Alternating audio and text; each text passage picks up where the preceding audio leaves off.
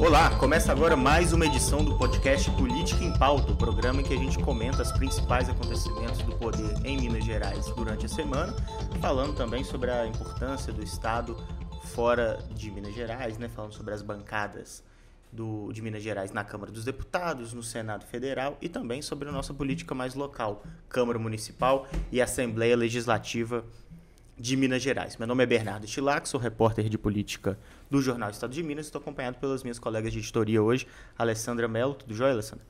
Tudo bem, bom dia a todo mundo. Boa tarde, bom dia. E a Larissa Figueiredo. Bom dia. Bom, a gente vai passar rapidamente agora os temas do programa dessa sexta-feira, dia 13 de dezembro, para você que nos acompanha. No primeiro bloco, vamos passar aquela última pincelada sobre eleições municipais, falando sobre uma matéria que a gente publicou no domingo, mais um desdobramento daquele levantamento sobre os shows patrocinados pelas prefeituras ao redor do estado. E vamos já fazer um vislumbre para outra eleição, a eleição que se avizinha de 2026, que já gerou um grande rebuliço nessa semana em Minas Gerais, por conta de uma pesquisa da Quest que apontou o Aécio Neves como um dos nomes preferidos, né, do mineiro para o governo do estado daqui a 2 anos. No segundo bloco, a gente faz um giro pela Assembleia Legislativa. Teve uma aprovação de um projeto que muda as regras de pagamento do IPVA a partir do ano que vem. Tivemos também a aprovação do empréstimo milionário ao governo do estado. Vamos falar um pouco também sobre o governador Romeu Zema, comentando a questão das câmeras nas fardas, um assunto nacional que também ecoou aqui em Minas Gerais, dos policiais militares. E a gente fecha esse bloco falando sobre o PROPAG, um programa de financiamento da dívida dos estados com a União, que foi, enfim, votado e aprovado em primeiro turno na Câmara dos Deputados, lá em Brasília. A gente fecha o programa de hoje, no terceiro bloco, falando sobre a situação da Prefeitura de Belo Horizonte e como isso tem ecoado, inclusive, na Câmara Municipal. O prefeito reeleito, Fuad Noman, está novamente internado e isso tem causado um certo vácuo de poder ali na Câmara Municipal, que vive a virada de legislatura, já projetando, inclusive, a próxima presidência, a composição da mesa diretora que assume já em janeiro de 2025. Bom, sem mais delongas, vamos então para o primeiro bloco. No domingo, dia 8 de dezembro, a gente publicou mais um desdobramento daquela lista que o Tribunal de Contas do Estado publicou falando sobre os shows patrocinados pelas prefeituras aqui em Minas Gerais. Já fizemos algumas matérias, inclusive já trouxemos a Larissa aqui para poder falar, o Gabriel Ronan também já veio ao nosso podcast, mas a gente vai fechar esse assunto falando sobre a relação entre os shows, esses shows grandes, principalmente duplas sertanejas famosas pelo país inteiro, em cidades bem pequenas aqui de Minas Gerais. E o recorte que vocês fizeram agora, né, Larissa, foi mostrando que ano de eleição significa também mais grana saindo do caixa das prefeituras para esses eventos culturais. Como é que foi essa matéria? Explica um pouco para a gente a apuração e o resultado que vocês chegaram, né? Tem uma diferença gritante entre os valores de 2023 e 2024, certo? Exatamente, Bernardo. É uma grande coincidência, assim, né? Em 2023, os gastos eles foram bem menores do que 2024, e aí, nesse ano eleitoral, 271 prefeituras registraram um aumento assim, bem exorbitante nos gastos com contratação de shows, utilizando aí o empenho de verbas públicas. A gente tem 2 destaques aqui, Barbacena e Bonfinópolis de Minas. Vamos começar com Bonfinópolis de Minas. Essa cidade, né, em 2023, eles gastaram somente R$15 mil com shows, utilizando verbas públicas. E aí, neste ano aqui, 2024, os gastos ultrapassaram R$1 milhão. Foi aí um aumento de mais de 6.000%. E aí, eles fizeram a contratação do cantor Amado Batista, o cantor Neto LX, que recebeu aí 150 mil para se apresentar, e outras duplas também, outras duplas sertanejas. E aí o atual prefeito, né, o Manuel do Lima, ele se reelegeu com 65% das urnas.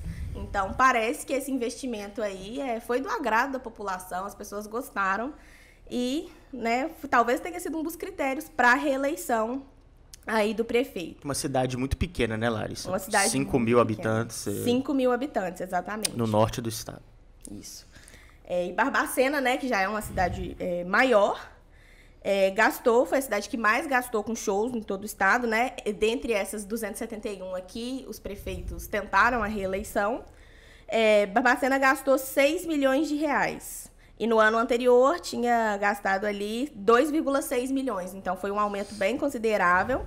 E aí eu entrei em contato com a Prefeitura de Barbacena, eles justificaram esse aumento como uma retomada cultural dos eventos aí no período pós-pandemia. Bonfinópolis de Minas, por sua vez, não se pronunciou sobre as questões aí que a gente levantou. Essa apuração, né, a gente fez no nosso núcleo de dados, o Gabriel, ele é especialista, e aí ele pegou aqueles dados que a gente abordou há algumas semanas do Tribunal de Contas do Estado sobre esse empenho de verbas das prefeituras, com a lista do Tribunal Eleitoral de prefeitos que disputaram a reeleição aqui em Minas Gerais. Aí a gente cruzou esses dados e trouxemos essas informações aqui. A matéria é muito boa, que está no site do am.com.br, né? Você consegue acompanhar lá no portal, também com as outras matérias que a gente já fez sobre esse assunto. É importante porque isso é quase um senso comum, né? A gente já imagina, ano de eleição se gasta um pouco mais com essas medidas populares, né? Mas quando a gente tem os números, tem os dados, é importante da gente conseguir traduzir isso em fatos.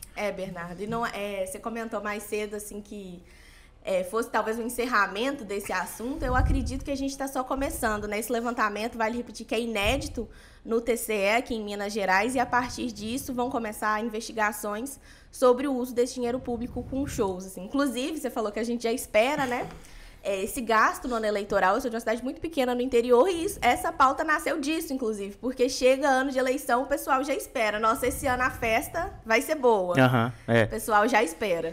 Bom, falamos então sobre essa questão relacionando os shows à eleição que acabou de acontecer agora em outubro, mas vamos falar sobre 2026, né, Alessandra? Porque teve uma pesquisa da Quest que movimentou os bastidores, aliás, saiu dos bastidores para se tornar pública, inclusive com notas oficiais do presidente do PSDB mineiro, Paulo Abiaco, o deputado federal, com uma confusão que aconteceu entre Matheus Simões, vice-governador do estado, e um nome que a gente já até comentou aqui, um nome natural para suceder o governador Romeu Zema, que está no seu segundo mandato, e o Aécio Neves, ele mesmo, tucano, que estava meio em ocaso aí, é deputado federal, mas não vinha sendo ventilado como um nome possível para as próximas eleições, mas que foi lembrado pelo eleitor mineiro nessa pesquisa da Quest na segunda colocação.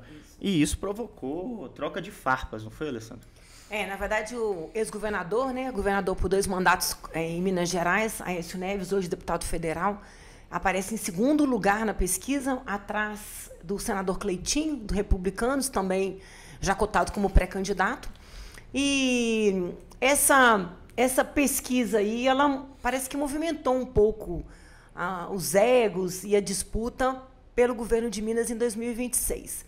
Mas a história toda começou porque no dia anterior à publicação dessa pesquisa, o Aécio Neves deu uma entrevista e teceu críticas ao governador Romeu Zema, de que Minas Gerais perdeu relevância nacional com o governador, criticou falta de obras, segundo o ex-governador Aécio Neves, falta de obras, falta de investimentos, a disputa que o governador de Minas trava com o presidente Lula nacionalmente também foi criticada pelo senador Aécio Neves. O vice-governador usou as suas redes sociais no mesmo dia, à noite, para rebater.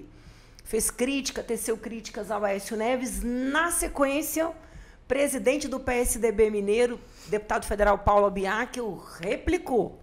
Na sequência, Matheus Simões fez a tréplica e ainda continuou a disputa com o Abiaco também novamente rebatendo o posicionamento oficial do vice-governador Simões, chamado pelos tucanos de caricato,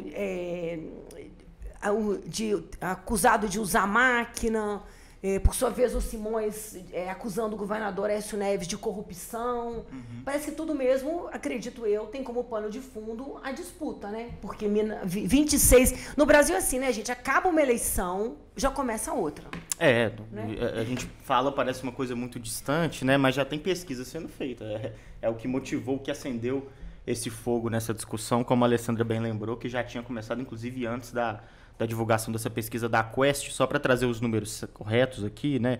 O Cleitinho, o senador, aparece na liderança com 26%, seguido pelo Aécio com 15% e o Alexandre Calil, o ex-prefeito de BH, com 14%. Agora, o que mostra também que existe uma disputa desde já para definir quem vai ser esse nome, tanto de sucessão ao Zema como o nome da direita, né, Alessandro? Porque não tem nenhum nome da esquerda forte nessa disputa. Não tem. Acho que, pelo menos, que tem sido ventilado e o que a gente vê nos eventos públicos é uma simpatia da esquerda pela candidatura do senador Rodrigo Pacheco ao governo de Minas. Né? Não sabemos ao certo se ele vai topar a empreitada, mas já teve evento aqui com a presença do Lula em que foi gritado no Minas Centro por petistas. Um deles gritou durante o evento: Pacheco governador, Pacheco governador.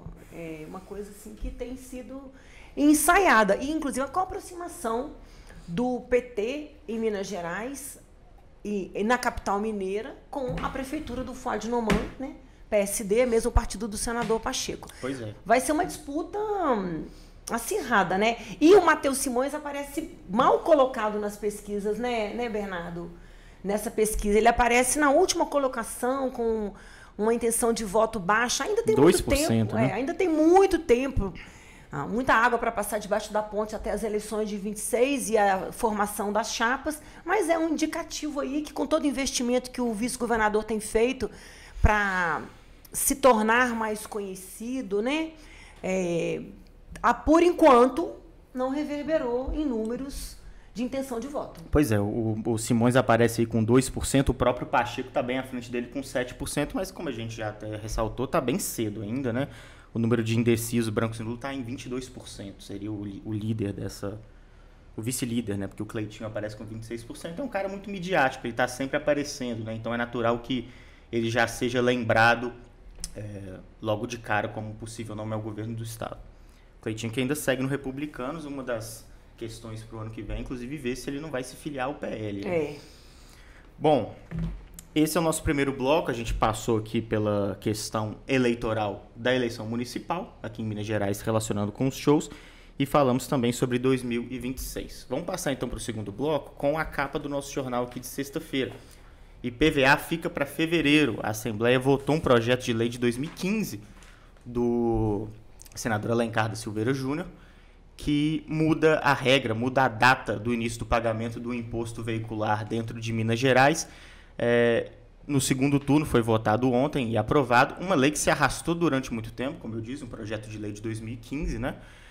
E um projeto que teve muitas alterações nas comissões, não é, Larissa? O Alencar ele tentou fazer com que essa mudança fosse ainda mais significativa, porque o IPVA, de fato, o que aconteceu é a mudança do pagamento, que seria em janeiro, passa a ser cobrado em fevereiro.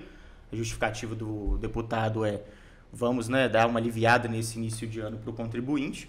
Mas ele queria mais, né, Larissa? Ele queria aumentar o número de parcelas de 3 para 6. 6 parcelas, isso mesmo. Queria fazer um escalonamento de placas baseado em meses e não em dias dentro de um mesmo mês. Acabou não conseguindo, mas comemorou essa aprovação, não foi? Com certeza, né?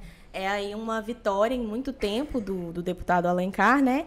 E de destaque, assim, também, que com certeza vai ter um impacto aí tanto no fluxo do caixa do governo para o ano que vem, né? Começa a partir do ano que vem, e para o bolso do consumidor também, né? Que já está ali tendo que pagar matrícula de escola, várias taxas que a gente paga ali, impostos que a gente paga. IPTU, né? Exatamente, ali no início do ano, logo em janeiro, e aí deixou para fevereiro, mas permanece em 3 parcelas.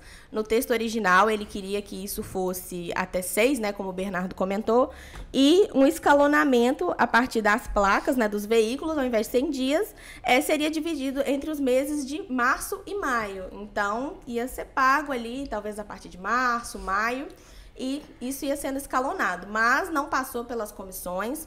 O que foi aprovado é bem diferente do que ele propôs, né, mas ainda assim é uma vitória.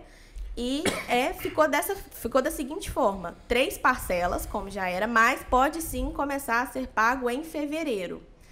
E aí, uma das críticas que o projeto sofreu nessa questão do fluxo de caixa, porque o Estado precisaria desse dinheiro logo em janeiro. E aí, o deputado Ulisses Gomes, do PT, né, líder da oposição ali, ele tentou fazer com que as locadoras, né, de veículos permanecessem pagando o IPVA em janeiro. Mas essa emenda ela não foi para frente, ela foi recusada, né, pela Assembleia ali no dia da votação, E o argumento, né, do autor do projeto é que as pequenas concessionárias, as pequenas empresas não conseguiriam arcar com isso da mesma forma que as grandes empresas ali do mercado. Uhum. Bom, essa argumentação do fluxo de caixa é importante porque a gente tem que lembrar que o IPVA ele é 50% destinado aos cofres do Estado e a outra metade vai para as prefeituras, muitas vezes prefeituras pequenas, né, onde o carro foi emplacado. E aí a ideia do Alencar era, inclusive, permitir um desconto maior para quem pagasse em parcela única para poder evitar esse problema. Acabou não conseguindo, mas teve uma outra questão importante, né, Alessandro, que você até ressaltava na redação, que foi a mudança, a criação da possibilidade do condutor que não tá com um imposto em dia pagar quando for parado numa blitz. Parece que essa, segundo o deputado, é uma medida inédita, não vigora em nenhum estado. Ela permite que, se você foi pego numa blitz, você está devendo IPVA ou na íntegra, ou uma das 3 parcelas, você pode quitar na hora e o seu carro não é apreendido. É uma medida que ajuda muito o consumidor, porque o que acontece, o contribuinte, perdão, porque o que acontece, muitas vezes, a pessoa é pega numa blitz, o carro é rebocado para o pátio do Detran, e para tirar um carro do pátio do Detran, quem já enfrentou essa burocracia sabe que não é fácil, e cada dia dentro do pátio é uma diária que você paga, além do reboque, que também é pago pelo motorista infrator, né? Cometendo essa infração de não andar com a quitação do IPVA em dia. Então foi pelo menos uma vitória. E o adiamento é uma coisa boa para o consumidor, né? Porque o mês de janeiro realmente é um mês puxado, apesar do 13º, né? É um mês puxado. Mas eu acho que essa é a grande novidade mesmo para o contribuinte, é essa possibilidade de quitar na hora, né? E essa medida aí também, o texto prevê, tá lá escrito, né, em letras garrafais, assim, imediatamente. Então, pagou imediatamente, o problema está resolvido, como você bem pontuou aí. Faz um Pix na blitz. Faz um Pix ali e resolveu. Não vai ter toda aquela burocracia de esperar, de ter que ir no pátio buscar. Não, pagou imediatamente, como está previsto no texto, já saiu ali da dívida e está tudo certo. Bom, continuamos a falar de Assembleia para poder falar que foi aprovado em segundo turno também um projeto importante para o governo, que foi o empréstimo de $100 milhões junto ao Banco Interamericano de Desenvolvimento, o BID, para o governo estadual. Foi aprovado em primeiro turno ainda essa semana, votação bem rápida dentro da Assembleia, e que foi bastante criticado pela oposição, né, Alessandra, esse empréstimo. O governador Romeu Zema, que tem como uma das principais bandeiras de campanha resolver a questão fiscal em Minas Gerais, a dívida do Estado com a União, mas acaba aí contraindo um empréstimo bastante significativo, $100 milhões. Parece, a crítica que é feita, que é uma política meio contraproducente, ou então contraintuitiva para esse governo que preza tanto pela austeridade econômica.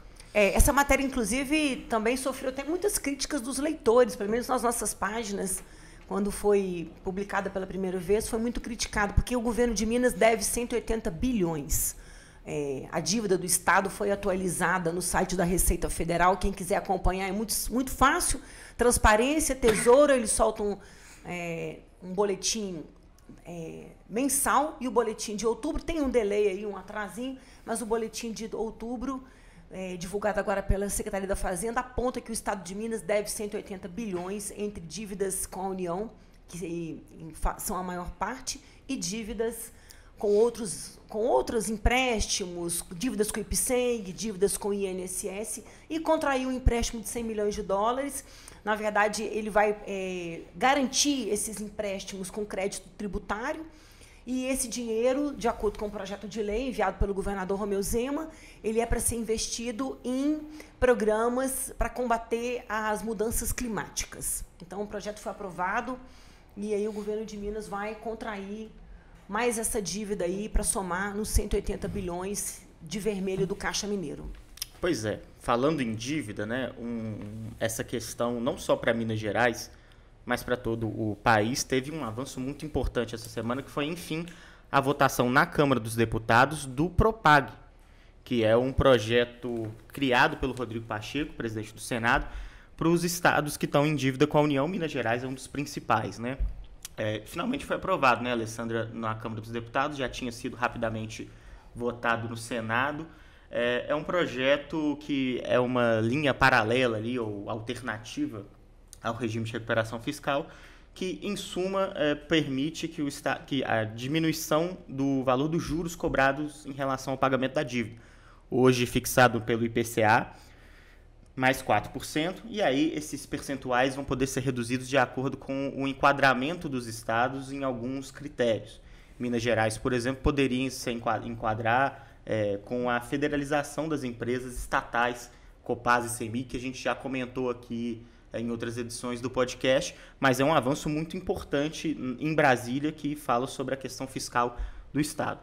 Na verdade, ele até ficou um pouco, esse projeto Propag, passou rapidamente no Senado. Ele é de autoria do senador Rodrigo Pacheco, presidente do Senado. Então, obviamente que isso facilita a tramitação rápida da matéria nessa Casa Legislativa. Na Câmara dos Deputados, apesar do regime de urgência, ele ficou parado um tempinho. O governador Romeu Zema até cobrou o governador Caiado também, que são os estados mais endividados, um dos estados mais endividados do Brasil, Minas Gerais, Goiás. Eles também cobraram da Câmara a aprovação dessa matéria. Rio de Janeiro também, o estado endividado. Eles cobraram da Câmara, foi aprovado, mas vai ter que voltar para o Senado, porque ele sofreu algumas alterações do que pode ser usado como garantia, do prazo estendido para adesão ao regime, a esse regime de refinanciamento. Então, não sei se será possível votar ainda no Senado, talvez sim, porque, como disse, né, o Pacheco sendo presidente facilita a votação, mas ele vai precisar voltar para o Senado em função das alterações, porque projeto de lei origina numa casa, vai para outra. Se na outra casa ele é alterado, ele volta para onde ele começou. Então, esse é o caminho do Propag, mas acredito que, se não chegar no final do ano aprovado ainda, até começo do próximo ano, ele já deve estar prontinho aí, porque realmente é uma demanda dos governadores. Foi aprovado com críticas dos estados que não têm dívidas, né? Alguns parlamentares dos estados que não têm dívidas criticaram a aprovação do projeto, dizendo que os estados não fazem o seu dever de casa e sempre conseguem refinanciar essas dívidas. Mas não é bem assim, né? Porque é uma dívida meio que impagável. Você paga, paga, paga e continua sempre devendo. Aliás, como quase todas as dívidas que o brasileiro comum tem no seu dia a dia, né? Com cartão de crédito, você paga, paga, paga e ela nunca acaba. Pois é, esses juros cobrados pela União, inclusive, são muito criticados, né? Uma taxa que o governador Romeu Zema e o Matheus Simões, por exemplo, chamam de taxa de agiotagem, né? Esse IPCA mais 4%, o que o Propag quer justamente fazer essa redução nesse indexador. E vale lembrar que Minas está entre os estados mais endividados aí, né? E a gente ainda tem a tramitação do projeto de privatização da CEMIG e da Copasa, como a gente falou aqui anteriormente, que seriam aí uma das moedas de troca, né, para a gente federalizar essas empresas e resolver boa parte aí da dívida. Esses estados que têm muitas dívidas com a União, é uma dívida que remonta à Lei Candir, né? Que são estados que têm uma política de muita exportação. Eles acabaram não recebendo o ICMS das exportações há décadas, né? E Minas Gerais, tanto Minas Gerais quanto Rio Grande do Sul, Rio de Janeiro, são estados que dependem muito desse imposto, porque Minas, por exemplo, por conta da mineração, Rio de Janeiro, por conta do petróleo, acabaram não tendo essa arrecadação e a dívida foi só aumentando, né? Lembrando que Minas, é sempre bom lembrar, Minas não contraiu novas dívidas. Esse valor de 165 bilhões, ele remonta ao século passado e ele foi só aumentando por conta desse imposto. Esse imposto já foi cobrado de forma diferente, já foi fixado na taxa Selic, mas hoje está nesse indexador do IPCA mais 4%, e agora está todo mundo correndo atrás de possibilidades de tornar essa dívida pelo menos exequível, né? Caber a dívida dentro do orçamento do Estado. Esse certamente vai ser um assunto que a gente vai comentar muito no ano que vem, porque é o tema principal do governo Zema, né, que começou em 2019, a tentativa de se enquadrar em formatos de orçamento, né, para poder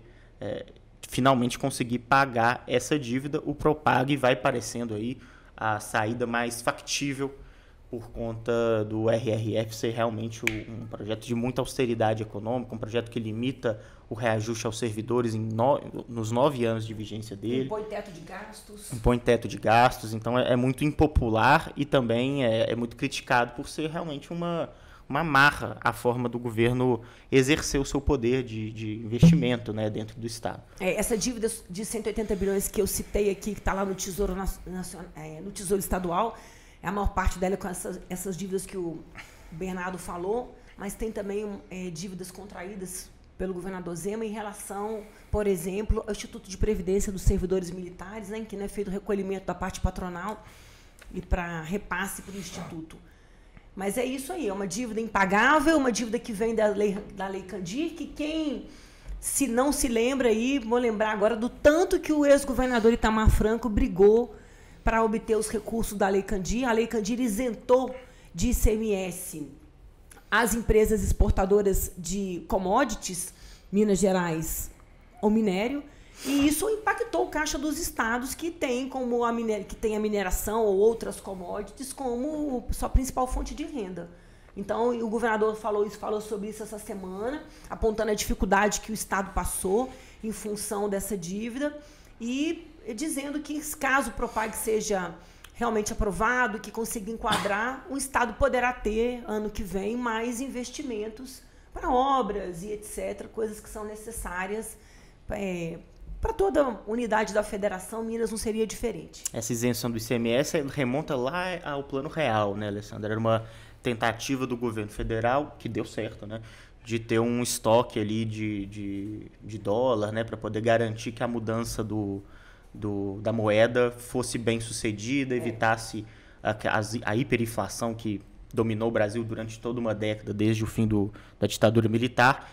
Então, foi uma contrapartida que os estados acabaram saindo no prejuízo. Inclusive, Minas Gerais repactuou essa dívida da União. Valores super baixos. Um valor irrisório, né? O valor total do que a União deveria pela compensação, né, das perdas com a Lei Candir, praticamente zeraria essa dívida do Estado com a União, mas ainda no governo de Jair Bolsonaro, junto ao STF, o Zema aceitou que esse valor todo ficasse ali na casa de 8 bilhões, mais ou menos, né? Então, foi um valor irrisório que acabou comprometendo também essa relação entre Minas Gerais e a União, porque poderia ter sido uma negociação muito mais bem sucedida. É uma das principais críticas feitas em relação a esse assunto também ao governador Romeu Zema. 8 bi não é nada para o caixa do Estado, né, gente? Lembrando que é 8 bilhões, mas o ICMS ele tem que ser repassado 25% aos municípios, né? Então, assim, ainda é menos do que esse valor total. É, isso mesmo. Bom, para a gente fechar esse bloco, vamos seguir falando do Romeu Zema, porque ele deu um pitaco dele em um assunto nacional. O Zema tem feito muito isso, né? Principalmente quando começou a ser ventilado como presidenciável. Ele quer marcar a posição dele em assuntos que estão sendo discutidos.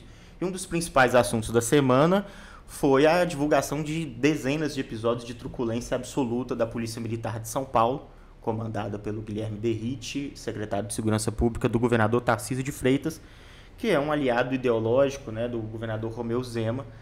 Vídeos absurdos, policiais jogando pessoas que foram paradas numa operação de trânsito da ponte.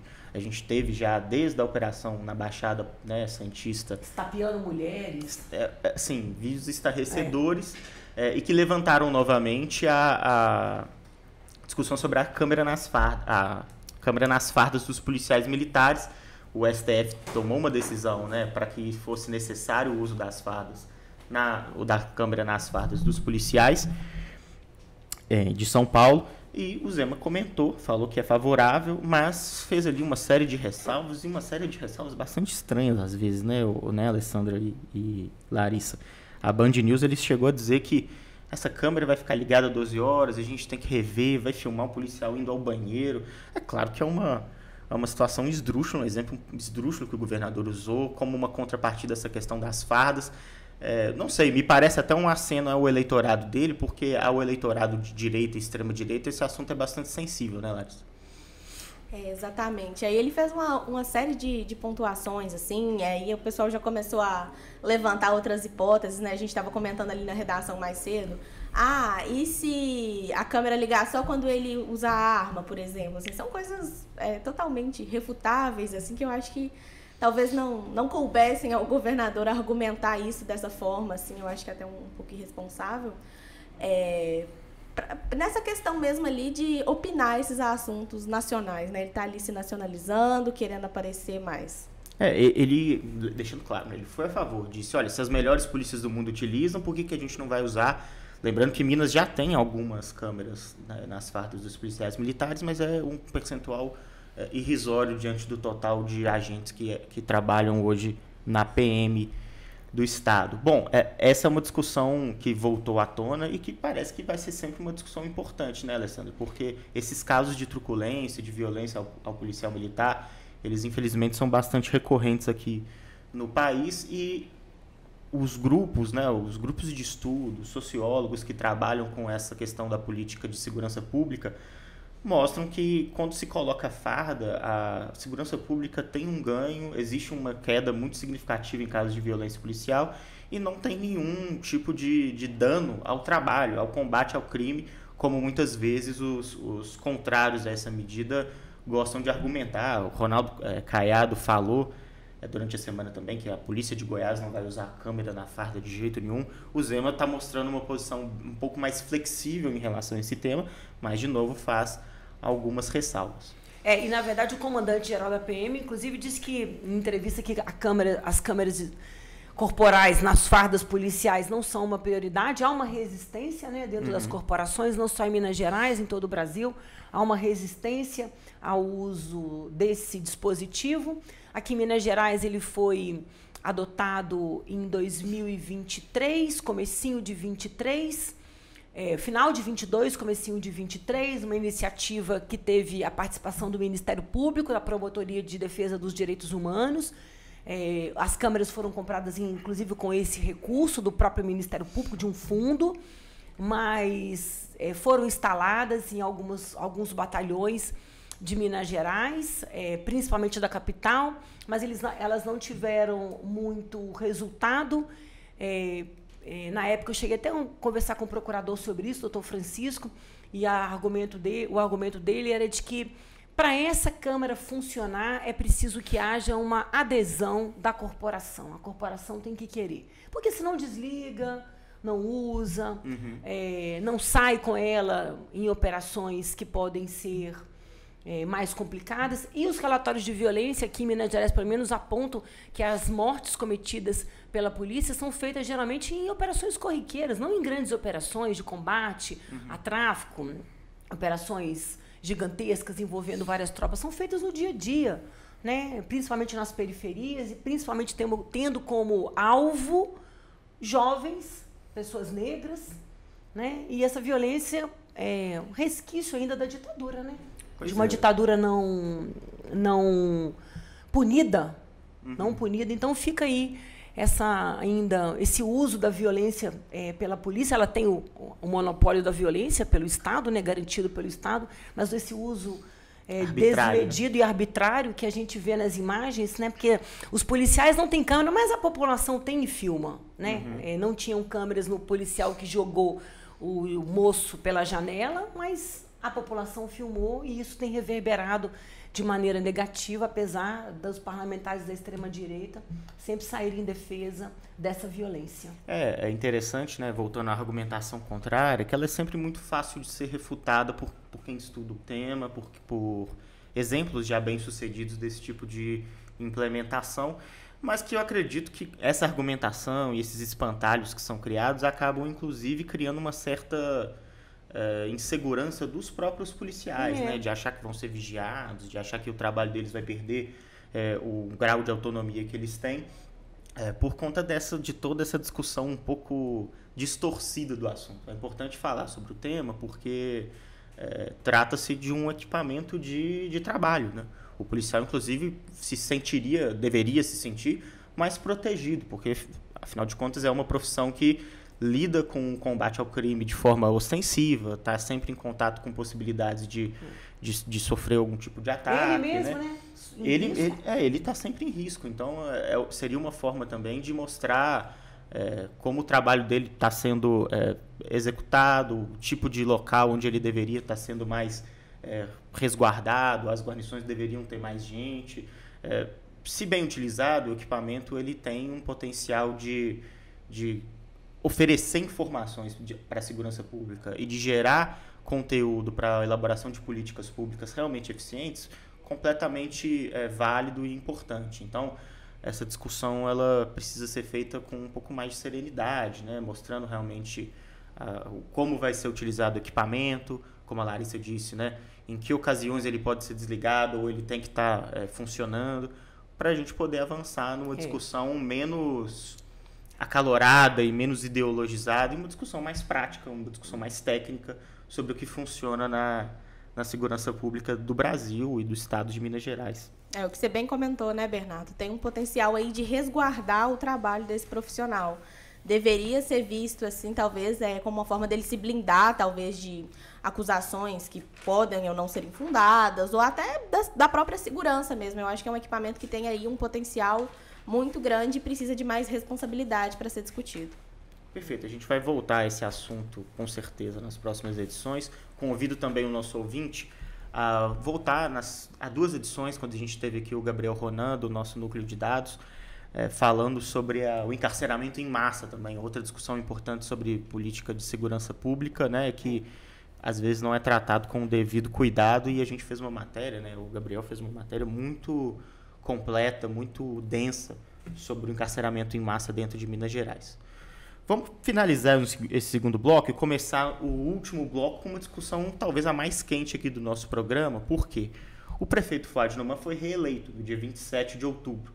Foi reeleito no segundo turno, venceu Bruno Engler, o deputado estadual, e vai ser reconduzido à prefeitura. Só que desde que ele conseguiu essa vitória nas urnas, ele tem ficado um pouco ausente das discussões de poder, inclusive da transição da prefeitura, que embora ele siga no cargo, vai pegar em 2025 até uma estrutura diferente. Ele conseguiu aprovar na Câmara Municipal, como a gente já falou várias vezes aqui no podcast, a reforma administrativa, vai ter 4 novas pastas para poder lotear, né, a prefeitura. Ele precisa preencher essas pastas ainda, e vai ter também uma eleição a presidente da Câmara, onde essa semana parece ter surgido, enfim, um candidato para concorrer com Juliano Lopes, né, o nome que já aparecia no dia 28, né, logo depois, com um apoio de 23 vereadores, parecia até então ser o único nome. A Alessandra fez uma matéria essa semana mostrando que o Bruno Miranda, líder de governo na Câmara, é sim uma possibilidade factível e com possibilidades de vitória nessa eleição. Mas o Fuad está, hoje, nesse momento, passando pela sua segunda internação em menos de 2 semanas. Ele teve um problema de saúde durante a campanha, né? Precisou fazer um tratamento oncológico e agora lida com o que parecem ser sequelas desse tratamento, que a gente sabe é muito invasivo, muito agressivo.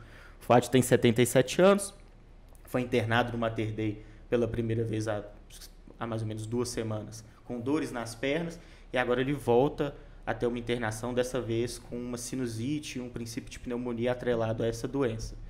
A verdade é que essas questões de saúde têm deixado um vácuo na gestão, né, Alessandra? A Câmara está um pouco desnorteada, o Álvaro Damião, que é vereador e foi eleito vice do Fuad Noman, parece estar tentando fazer uma articulação, mas não é a mesma coisa do que o prefeito. O eleitor, o Belo Horizontino, foi surpreendido com a informação da nova internação do prefeito, né? Ela não foi divulgada inicialmente pela prefeitura, e ele está aí, parece que sem ainda previsão certa de que dia ele vai sair. E nesse meio tempo as conversas sobre duas pautas importantes, que são a eleição para comando da Câmara Municipal. Ela acontece todo dia 1º de janeiro, na data da posse dos novos vereadores, e também a montagem do secretariado. Essas 2 pautas estavam aí. O secretariado está completamente em suspenso mesmo, aguardando a melhora do prefeito, a alta do prefeito. Mas a sucessão na Câmara Municipal, essa semana, deu uma agitada. O vereador Álvaro Damião, que é vice-prefeito eleito, trabalha, sim, não vou dizer nem que nos bastidores, claramente, com os vereadores, principalmente da base do governo, para tentar garantir votos para eleger Bruno Miranda presidente da Câmara. O outro candidato é Juliano Lopes, ligado ao secretário do governador Romeu Zema, Marcelo Aro. Então, trabalha sim, tem pedido voto, tem conversado com as pessoas, na tentativa de transformar hoje o líder do governo no próximo presidente. Talvez tenha chance de ganhar, porque como o Bernardo destacou, né, são 4 novas pastas, tem vereadores querendo virar parlamentares, tem bancadas querendo aumentar a sua bancada, e tudo isso passa pela composição do secretariado. Se o prefeito tira um vereador, abre uma vaga, né? Se o prefeito tira um deputado para virar secretário, o vereador sobe, vira deputado, abre uma vaga. Então tem todo esse atrativo aí, né? O poder é sempre atrativo para os parlamentares, né? As secretarias, as pastas, a possibilidade de participar da prefeitura ativamente é sempre atrativa. Então, acho que a gente vai ter muita emoção. As chapas podem ser inscritas na véspera, até a véspera da eleição. Acho que poucas horas antes. Isso. Então, dia 1º promete até lá muita água debaixo da ponte. A Câmara Municipal está trabalhando a todo vapor nesse final de ano, né? Um fim de legislatura que também significa o fim do mandato do Gabriel Azevedo, presidente da Câmara, que concorreu à prefeitura, acabou não vencendo, então não vai ter cargo no ano que vem.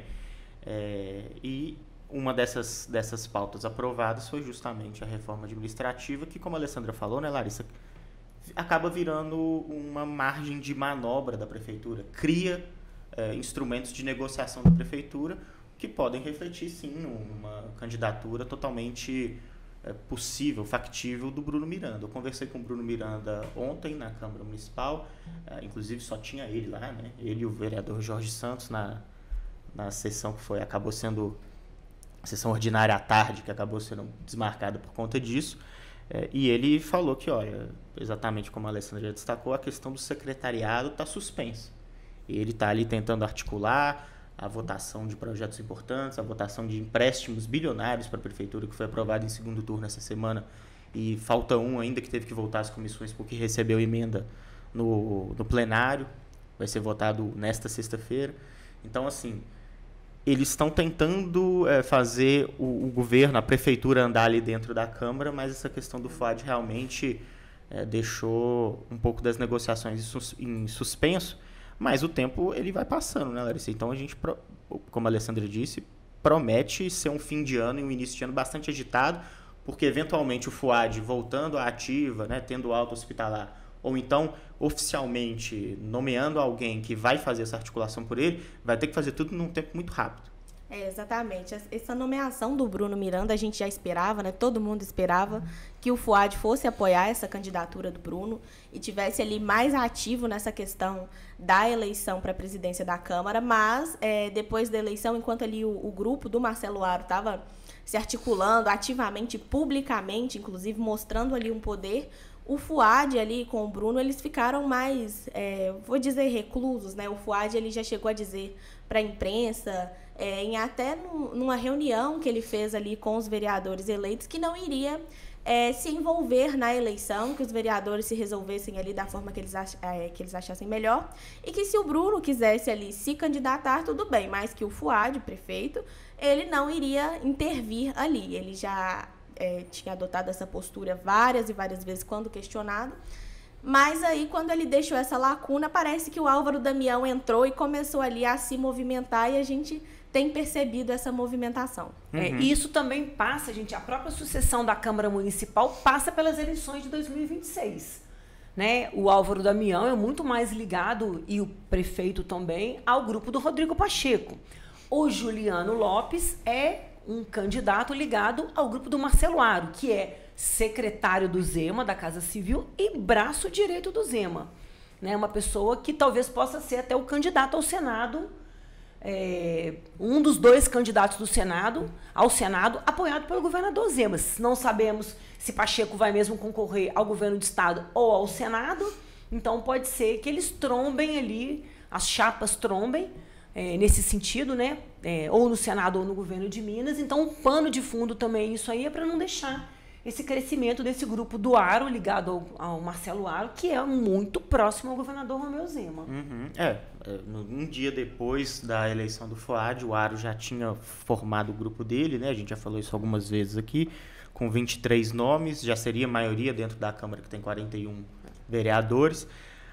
Mas agora, como a Larissa bem disse, o FUAD parece estar começando a entrar, de fato, nessa discussão. E um dos pontos que está na sua matéria, Alessandro, que eu acho importante para a gente discutir esse tema, é porque você ouviu o vereador Bruno Pedralva, né, do PT. O PT e o PSOL vão ter uma bancada numerosa na Câmara a partir do ano que vem, e são partidos que não entraram nessa composição pela eleição do Juliano Lopes. Alguns nomes de esquerda entraram, né, o Branco do PCdoB e o Wagner Ferreira, que inclusive a gente já recebeu aqui, que é do PV, entraram nessa composição, mas a bancada de PT e PSOL ficou bem reticente, né? Não quis entrar logo de cara, talvez já vislumbrando a possibilidade de ter negociações com o prefeito caso um segundo nome fosse ventilado. E na verdade, o Rodrigo Pacheco também, ele não tem, o grupo do Pacheco não tem um relacionamento muito bom com o grupo do Marcelo Aro. Quando o prefeito FUAD finalmente se decidiu decidiu ser candidato a prefeito de Belo Horizonte, ele teve que exonerar todo o grupo do Marcelo Aro dentro da prefeitura, a pedido do Rodrigo Pacheco. Então, já tem ali essa disputa. O PT se mantendo aí na observação, o partido tem interesse em participar do governo FUAD, o Bruno Pedralva nos disse isso, seguindo a linha do que o presidente Lula vem fazendo, um governo voltado para o centro, uma aliança com o centro. O PSD é um partido de centro, o partido que mais elegeu prefeituras no Brasil, é um partido aliado do governador, do presidente Lula, então tem esse interesse aí, mas também, como disse o Pedralva, eles estão aguardando, porque o PT pediu uma reunião com o prefeito FUAD, não conseguiu em função da internação dele, e está tentando também uma reunião com o Álvaro Damião, mas ainda não conseguiu.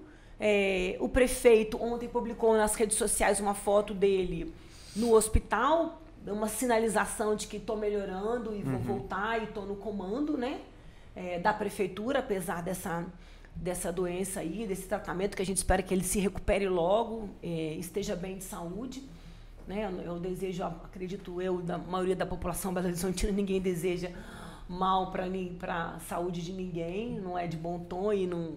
Então, vamos esperar para ver o que vai acontecer aí nessa formação. Eu acho que um dia importante é dia 18, né, Larissa? Dia 18 agora de setembro. Na diplomação aí, né? Perfeito. É importante, né, lembrar essa questão do aro da prefeitura, para a gente já ir fechando esse tema e o nosso podcast, que numa era de tanto maniqueísmo na análise política, né, da tão dita polarização, que é bem questionável o termo, mas a gente diz que existem espectros tão bem definidos. Essa discussão política dentro de Belo Horizonte mostra que os meandros, as nuances da política, elas são mais difíceis de distinguir do que às vezes parece com essa análise muito maniqueísta, porque o Aro, que apoia o Juliano Lopes e conseguiu também, inclusive, parlamentares de esquerda, teve ao longo, a família Aro, né, que é o nome do grupo dele, que é bastante forte dentro da Câmara, durante todo o período que o FUAD foi prefeito, votou junto com a prefeitura. Como você bem lembrou, o Aro indicou 4 nomes para as secretarias, 4 das 14, então 14 secretarias da Prefeitura de Belo Horizonte, acabou tirando por questões eleitorais, mas mesmo quando houve a exoneração, fez questão de dar uma entrevista coletiva, fazer daquilo um evento público dentro da Prefeitura para dizer que, olha, estou tirando porque existe uma questão de eleição que está chegando aí agora, a eleição municipal, mas a gente segue como base do prefeito dentro da Câmara Municipal.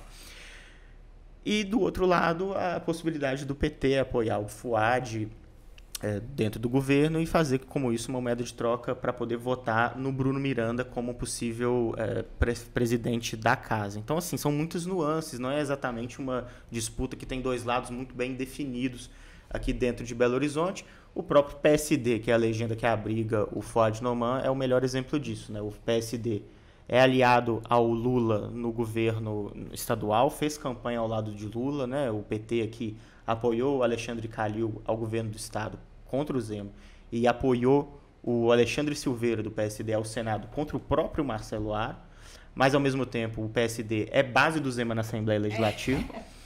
O presidente do PSD, que é o Gilberto Kassab, é o secretário de governo do Tarcísio de Freitas em São Paulo. O PSD compõe os ministérios de Lula. Então, assim, é um partido completamente camaleônico que mostra que a disputa de poder e os bastidores aqui em Belo Horizonte exigem um pouco mais de fosfato, né? A gente tem que pensar mais, apurar mais, ler as matérias, né, para você que está ouvindo a gente, e saber que na semana seguinte as coisas podem mudar, porque não tem nada muito bem definido. É importante lembrar também, né, voltando para essa questão da mesa diretora, que a bancada do PT não foi convidada, né, para a reunião ali com o Marcelo Aro, mas eles deram uma declaração ali logo no dia seguinte que estavam dispostos a negociar e a participar ali da família Aro na Câmara, desde que o PL não estivesse. Então, eles estavam ali dispostos a dialogar, né, de certa forma, com o Partido Novo, desde que o PL não estivesse. Então, é realmente, assim, confuso e complicado esse posicionamento. O MDB também, né, do Gabriel Azevedo, tá meio deslocado aí nessa questão da presidência. O Irlan Mello, eu conversei com ele ali no pós-eleição também, ele me contou que não foram convidados também, nem ele, nem a Loide, nem ali a base de apoio do presidente da Câmara, não foram convidados para essa reunião com o Marcelo Aro, mas que também estariam dispostos a negociar, porque não existe mais um grupo do Gabriel ali. Ainda teve a notícia da semana passada, que foi um furo do nosso colunista, Orion Teixeira, de que o vice-governador Matheus Simões, do Novo, pode ir para o PSD. Então tem mais ainda essa nuance aí, que ele pode ir para o PSD para disputar o governo de Minas.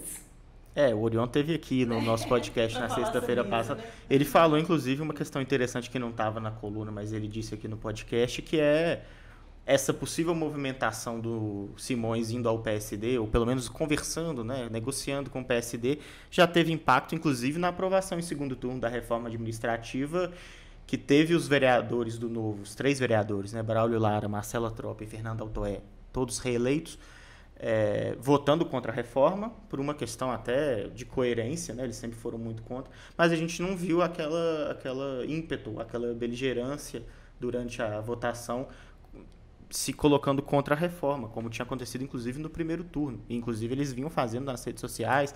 A Fernanda Altoé esteve aqui no nosso podcast e foi categórica em relação a essa reforma. E esse comportamento um pouco mais amistoso, o Orion trouxe, pode ser já um reflexo dessa negociação do partido com o governo de Minas. Então, o PSD ele vai ali aparando as arestas, né? Não é à toa que cresce, né? Cresce. O partido cresce. Sem parar. Nacionalmente, com o maior número de prefeituras, ainda que não sejam que isso não represente número de votos, né? Porque às vezes não são prefeituras grandes, mas não deixa de ser uma força que está se capilarizando no sentido do centro, talvez mostrando até o que o eleitor hoje seja o desejo do eleitor, né? Voltado mais para o centro. Rechaçando um pouco aí a extrema-direita, porque a extrema-esquerda nunca esteve no poder no Brasil. Está sempre bem distante até de disputar, né? Não é realmente. Então não temos extrema-esquerda, temos só extrema-direita. Perfeito. Bom, a gente vai encerrando então essa edição do Política em Pauta da sexta-feira, 13 de dezembro. Os assuntos mais importantes da semana aqui em Minas Gerais foram comentados. Falamos de Câmara dos Deputados aprovando Propag, falamos da Câmara Municipal e essa questão do vácuo deixado pelo FUAD, que está enfrentando problemas de saúde desde a sua reeleição. E falamos também sobre os shows que impactaram nas eleições municipais e a disputa de 2026, que promete ser bastante quente, já vai mostrando aí, já estão sendo colocados no tabuleiro as peças, né? Cleitinho, Aécio Neves, Matheus Simões, tá todo mundo ali já querendo marcar o seu território. A gente fica por aqui. Na próxima sexta-feira voltamos com mais uma edição do Política em Pauta, e a cobertura completa dos assuntos que a gente falou aqui você acompanha no em.com.br, também na nossa edição impressa. Um abraço e até a próxima. Até a próxima. Até.